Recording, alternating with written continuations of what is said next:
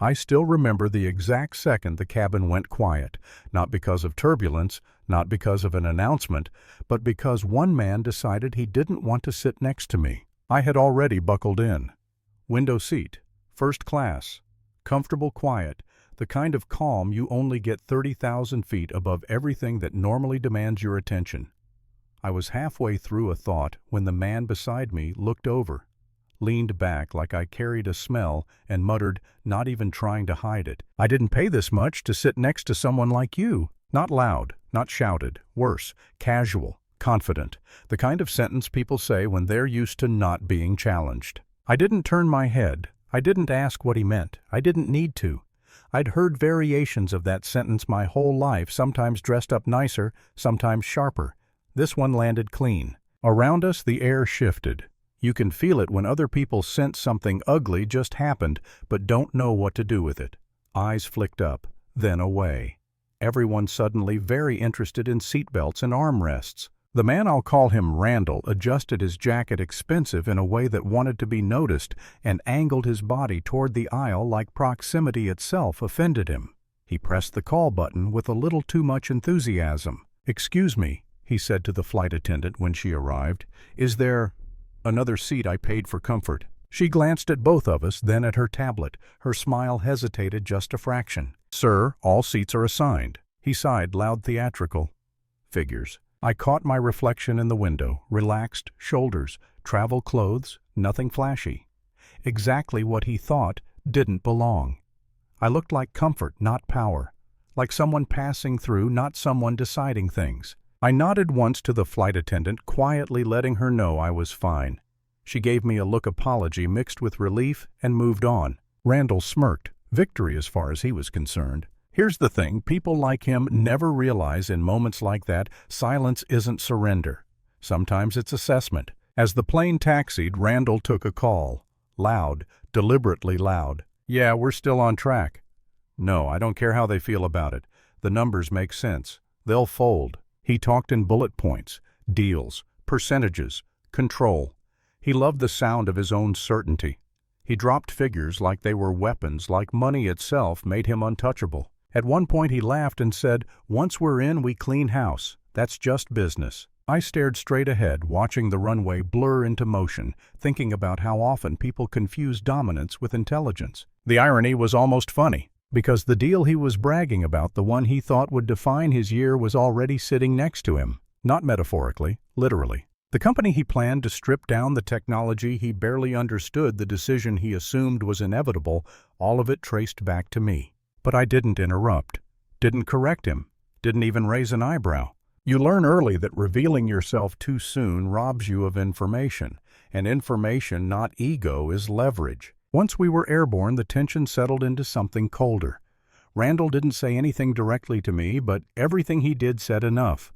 Elbows claiming territory, papers spread wider than necessary, a glass of whiskey placed dangerously close to my side of the tray. At one point, turbulence shook the cabin just enough for his drink to tip and spill straight onto my leg. "Oh," he said flat, looking down, "these seats get tight when they let everyone up here." I felt the cold soak through the fabric. A few heads turned again, waiting, curious. "It's fine," I said calmly, blotting my leg with a napkin.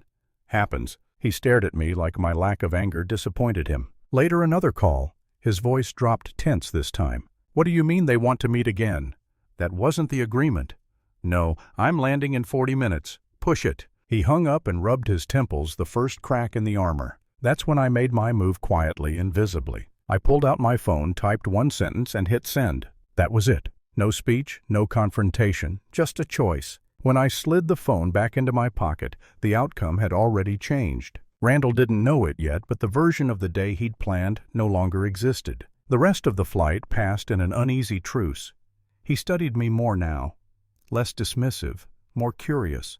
The way people look at puzzles when something doesn't add up. As we began our descent, his phone buzzed again. He read the message once, then again. Color drained from his face. He stood halfway out of his seat, sat back down, then finally turned to me for the first time like I was human. "Can I ask you something?" he said, forcing a smile that didn't belong on his face. I met his eyes. "Sure." "What do you do?" he asked. I paused just long enough to matter. "I build things. He nodded too quickly. Right. Tech. Something like that. The plane touched down. The seatbelt sign chimed off. Randall was already up grabbing his bag, urgency replacing arrogance. I stayed seated. No rush. At the gate, a driver waited just beyond the jet bridge holding a tablet with my name on it. Randall saw it. He froze. His eyes moved from the screen to me, back to the screen. No, he whispered almost to himself. I stepped forward, thanked the flight crew by name, and headed toward the exit. That's when he ran. "Wait, wait!" he called, breathless, grabbing his jacket like it could anchor him. I turned. You're the one," he said. "From the deal.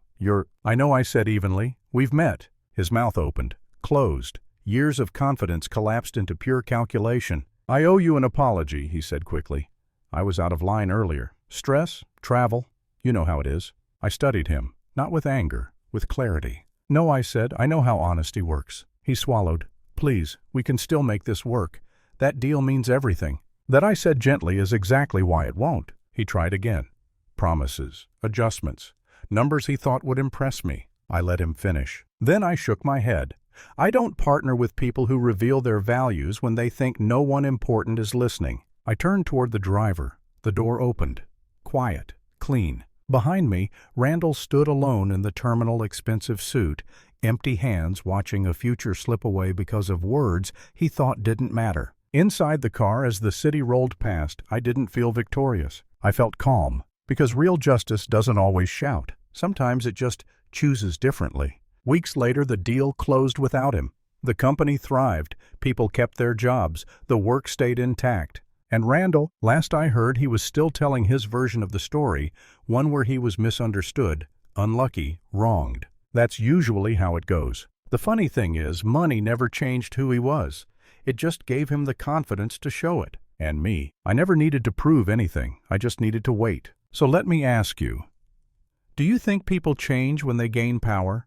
Or do they just stop pretending when they think no one's watching?